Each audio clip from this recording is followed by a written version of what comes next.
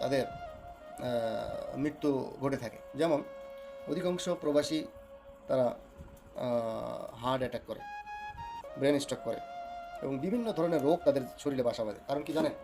কারণ তারা নিজের সুখ বিসর্জন দিয়ে, নিজের শরীরের যত্ন না নিয়ে, পরিশ্রম করে তাদের পরিবার পরিজনদের জন্য, ভবিষ্যতের জন্য তারা কাজ করে থাকে এবং পরিশ্রম করে থাকে। এবং শুধু তাই নয়, এই প্রবাসীদের জীবন প্রণালী এতটাই মানে আমি মনে করি যে একটা সিনেমার জগতের মতো। একটা নাটক বললে ভুল হবে, কারণ একটা সিনেমার জগতের থেকেও বড় কাহিনী হিস্টোরির পিছনে থাকে, ব্যাকগ্রাউন্ডে থাকে প্রত্যেকটা মানুষ, সেটা ছেলে হোক আর মেয়ে হোক। ছেলে যেমন ছেলেদের ক্ষেত্রে হতে পারে তাদের পরিবার পরিজনদের বেশি ভালোবেসে তারা তাদেরও সব কিছু দিয়ে দেয়, ঠকে যায়। এবং মেয়েদের ক্ষেত্রে এমন হতে পারে অধিকাংশ মেয়েরা তারা তাদের পরিবার থেকে এমনভাবে আঘাত পেয়েছে, এমনভাবে তারা কাছের মানুষ বা ভালোবাসার মানুষের কাছ থেকে এত বড় ধরনের একটা আঘাত পাওয়ার কারণে বা এত পরিমাণ কষ্ট পাওয়ার কারণে যে তারা লাস্টে দেশের বাইরে চলে আসতে হয়েছে। সমাজের কারণও আছে, সামাজিক কারণও আছে।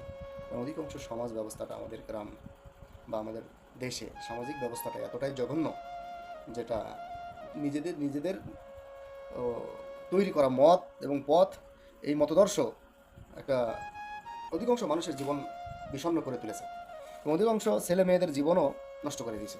কারণ কিছু কুপ্রথা আছে, অনেক কুপ্রথা আছে, শুধু কিছু না, অনেক কুপ্রথা আছে যেটা ইসলাম সমর্থিত নয়। সেই কুপ্রথাগুলো এমনভাবে সমাজে প্রতিষ্ঠিত করার জন্য তারা বাস্তবায়ন করার জন্য তারা চেষ্টা করে কিছু কিছু সমাজ নেতারা বা পরিবার পরিজনরা বা সামাজিকভাবে যারা দায়িত্বে আছেন তারা, যে মানুষের প্রতিভাগুলো আস্তে আস্তে মরে যায়, কাজে লাগাইতে পারে না, জীবনটা দুর্বিষহ হয়ে যায়, অধিকাংশ মানুষ মানসিক রোগী হয়ে যায়। তারা লাস্টে বাধ্য হয়ে অধিকাংশ ছেলেমেয়েরা দেশের বাইরে চলে আসতে বাধ্য হয়, দেশের বাইরে বাইরে পাড়ি জমাইতে বাধ্য হয়। এবং শুধু তাই নয়, এবং অধিকাংশ মেয়েরা তারা হ্যারাসমেন্ট হয় তাদের পরিবারের এবং বিভিন্ন নিজস্ব লোকদের কাছ থেকে, যার কারণে তারা দেশের বাইরে এসে বিভিন্ন ধরনের চাকরি বাকরি বা ইনকামের সোর্স খোঁজার চেষ্টা করে। ওই পরিস্থিতিটা আমরাই তৈরি করে দিয়েছি, আমরাই তৈরি করে তাদেরকে কী করতেছি, আবার আমরাই নারীদের অধিকার নিয়ে আমরা ইয়ে করি, নারীদেরকে আমরাই রাস্তায় নামাই দিয়েছি, নারীদেরকে আমরাই ন্যাংটা করে দিয়েছি সমাজে, নারীদেরকে ইজ্জত আমরাই নষ্ট করে দিয়েছি এবং আমরাই আবার তাদের বিরুদ্ধে ফতুয়া দিতে থাকি। এটা হচ্ছে, আমরা ওইদিকে যাবো না।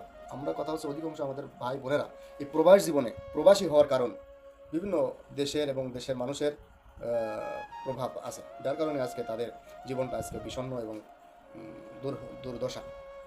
শুধু তাই না, এই প্রবাসী অধিকাংশ মানুষ তারা অধিকাংশ মানুষ তারা চরমভাবে ঠকে যায়। তাদেরকেই সব থেকে বেশি ঠকানো হয়, পরিবারের কাছ থেকে ঠকে, যারা যাদেরকে পছন্দ করে তাদের বা ভালোবাসে আপনভাবে, হ্যাঁ, জীবনে সব কিছু ভেবে নেয়, তাদের কাছ থেকে ঠকে যায়, চাকরি বাকরির কাছ থেকে ঠকে যায়, প্রথমত দালালের কাছ থেকে ঠকে যায়, হ্যাঁ, তারপরে এখানে আসার পরে বিভিন্ন কফিলের কাছ থেকে ঠকে যায়, হ্যাঁ, বিভিন্ন কর্মচারীর কাছ থেকে ঠকে যায়। এবং যেখানে বসবাস করে থাকে সেই রুমের মধ্যে যদি একটা চোর চোকরা থাকে তাহলে তো আর কথাই নেই, টাকা পয়সা রেখেও নিরাপদ না, হ্যাঁ, ব্যাংক ব্যালেন্স রেখেও নিরাপদ না। এই প্রণালীটা, জীবন প্রণালী, একটা প্রবাসীদের জীবন কতটা দুর্বিষহ ভয়ঙ্কর একটা জীবন, এটা ওই সব মানুষরাই তখনই জানে, বা ওই মানুষগুলো, ওই প্রবাসীরাই জানে যারা দেশের বাইরে অবস্থান করে।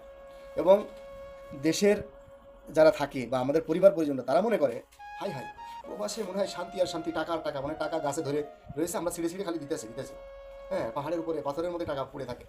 হাই হাই রে, না রে ভাই, যখন আসে তখন ওই সব মানুষদেরকে যখন এই প্রবাসে নিয়ে আসা হয় তখন বুঝে এই প্রবাস জীবনটা কতটা দুর্বিষহ, কতটা ভয়ঙ্কর, কতটা মর্মান্তিক, কতটা নিঃশব্দ, যেটা বলা হয় সাইলেন্ট কিলার, হ্যাঁ, নীরব ঘাতক একটা অসুখে পরিণত হয় বা রোগে পরিণত হয়, যেটা আপনি যতক্ষণ পর্যন্ত এই পরিস্থিতিতে না আসবেন ততক্ষণ পর্যন্ত বুঝতে পারবেন না। কারণ ভিতরের কষ্টটা সবাই দেখবেন, উপরের কষ্টটা দেখার জন্য বহুত মানুষ পাবেন, এবং কষ্ট দেখার মানুষ পাবেন কিন্তু সমাধান করার মানুষ পাবেন না, সমালোচনা করার মানুষ বহুত পাবেন কিন্তু সমাধান করার মানুষ পাবেন না। এটার নামই প্রবাস। প্রবাস জীবন যেমন স্বাধীনতা নাই, ঠিক তেমনই অতটা পরাধীনতাও নাই। হ্যাঁ, স্বাধীনতা নাই কেমন, যেমন আপনি চাইলেই বসে থাকতে পারতেছেন, কারণ আপনাকে আপনার কাজটা করে খেতে হবে, বা আপনাকে আপনার জীবনটাই চালিয়ে সামনের দিকে এগিয়ে যেতে হবে, এবং আপনার ভবিষ্যৎটা আপনারই তৈরি করতে হবে, আপনার জায়গা, আপনার অবস্থান, এটাকে নিজেই নিজেই তৈরি করতে হবে। কেউ তৈরি করে দেবে না ভাই। এই পৃথিবীতে কেউ কারোর জন্য 1 ইঞ্চি জায়গা ছেড়ে দেয় না, জায়গা করে নিতে হয়। তাই আপনি যদি আহ, যেমন সুবিধাও আছে অসুবিধাও আছে, আর এই সুবিধা তখনই ভোগ করা যাবে যখনই আপনি স্বাধীন মাতৃভূমির মতো স্বাধীনভাবে বসবাস করতে পারবেন। কিন্তু স্বাধীনভাবে প্রবাসে বসবাস করা যায় না। বসবাস করলে আপনাকে হারাম উপায় অবলম্বন করতে হবে। যদি হারাম উপায় অবলম্বন করতে পারেন তাহলে আপনি স্বাধীনভাবে বসবাস করতে পারবেন। কিন্তু হারামে কখনো আরাম নাই। হারাম দুনিয়াতে দেখবেন যে ভালোই লাগতেছে, সেই মজা লাগতেছে, কিন্তু এর প্রতিফল এবং এর ফলাফল ভিন্ন, ভয়ঙ্কর। এটা মানুষ, এই শরীরে রক্ত রক্ত তৈরি হয় খাবারের মাধ্যমে। বিভিন্ন ধরনের যখন ক্যালোরি, ভিটামিন, প্রোটিন এগুলো যখন ভিতরে ঢোকে না, তখন এই রক্তটা তৈরি হয়। আর একটা মানুষের রক্ত থেকে কি জন্ম নেয় হচ্ছে সন্তানাদি। এই প্রসেসিংটা তো মানুষের মাধ্যমেই আসে না। তো যখন একটা মানুষ সুদ, ঘুষ, হারাম, অবৈধ এবং হারাম খাবার খেয়ে সেই শরীরটা তৈরি করলো, এই রক্তটা তৈরি হলো, এই রক্ত থেকে যা পয়দা হবে, এটা কি আপনার ওই আল্লাহর ওলি তৈরি হবে নাকি? ফেরেশতা তৈরি হবে? ওই তো ও তো নাস্তিক তৈরি হইব, ও তো মুশরিক তৈরি হইব, তো রাসূলের বিরুদ্ধে কথা কইব, ও কোরআনের হাদিসের বিরুদ্ধে যাইব, দেশের মধ্যে অশান্তি সৃষ্টি করব, কোরআনের বিপক্ষে আইন পাশ করব, সংসদে যে কইব যে আমি রাসূলকে নেতা মানি না, কইব যে আমরা শরিয়া আইন মানি না। এই হারাম খাওয়ার মাধ্যমেই তো এগুলো পয়দা হয়। আমরা ওই দিকে যাব না, এই বিষয়ে বহুত বড় আলোচনা।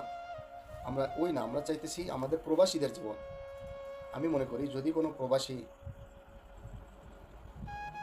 জীবন প্রণালী যদি যদি চায়নাদের মতো করে, চায়নারা যেমন একটা ক্লাসরুমে বাচ্চাদেরকে ছোট থেকেই স্ট্রাগল করা শেখায়, হ্যাঁ, কীভাবে তাদেরকে বাস্তবমুখী হতে হবে সেই জিনিসটা যখন শেখায়, তখন ওই বাচ্চাদের মাথার ভিতরে ছোট ছোট আইডিয়া চলে আসে, ছোট ছোট কাজের রাস্তা চলে আসে, এবং একটা পর্যায়ে তখন তারা ওই বাচ্চাগুলো বিভিন্ন ছোট থেকে ইঞ্জিনিয়ার হয়ে যায় এবং সৎ যোগ্য মানুষ হিসেবে গড়ে ওঠে।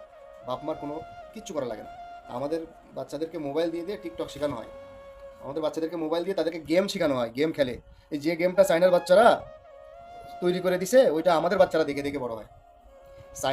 চায়নাদের বাচ্চারা যে গ্রাফিক ডিজাইনার, যে ছোট ছোট বাচ্চারা যে ধরনের প্রতিভা তারা যেগুলা তৈরি করে মিডিয়াতে ছাড়ে, ওইগুলো আমাদের বাচ্চারা দেখে দেখে বড় হয়। তাহলে বুঝেন আমরা কোন জায়গাতে আছি। তাহলে আমাদের এই স্ট্রাগলটা, এই জন্য আমাদের প্রত্যেকটা ছেলে মেয়েদেরকে বোঝানো উচিত, অভাব শেখানো উচিত, পরিস্থিতি শেখানো উচিত, বাস্তবমুখী হওয়া শেখানো উচিত, বাস্তব জ্ঞান শেখানো উচিত এবং রিয়েলিটি শেখানো উচিত। রিয়েলিটিটা এটাই, কোরআন হাদিসের যে জ্ঞান, যেটা বিশ্লেষণ এবং ব্যাখ্যা করার মাধ্যমে একটা সন্তান আদর্শ সন্তান হবে, একটা সন্তান সুসন্তান হিসেবে গড়ে উঠবে, একটা সন্তান সম্পদে গড়ে উঠবে, একটা সন্তান দেশের সম্পদ হবে, পরিবারের সম্পদ হবে, সারা বিশ্বের সম্পদ হবে, ওই ধরনের সন্তান গড়ে উঠবে। তাই একজন পরিশ্রম এবং কঠোর স্ট্রাগল করা মানুষদের জীবন প্রণালী বা জীবন মান, এগুলো তাদেরকে স্টাডি করা, হিস্টোরিতে যোগ করেন, বইতে যোগ করেন, এবং এই প্রবাসীদের একটা জীবন তাদেরকে তুলে ধরেন। দেখবেন যে ওরা ওই আগের সেই পুরাতন ইতিহাস পড়ানো লাগবে না। এই ইতিহাস পড়লে এই 10 বছর পরে দেখেন আপনার ছেলে মেয়ে, এই পরিবার, এই সমাজ, এই দেশ চেঞ্জ হয়ে যাবে।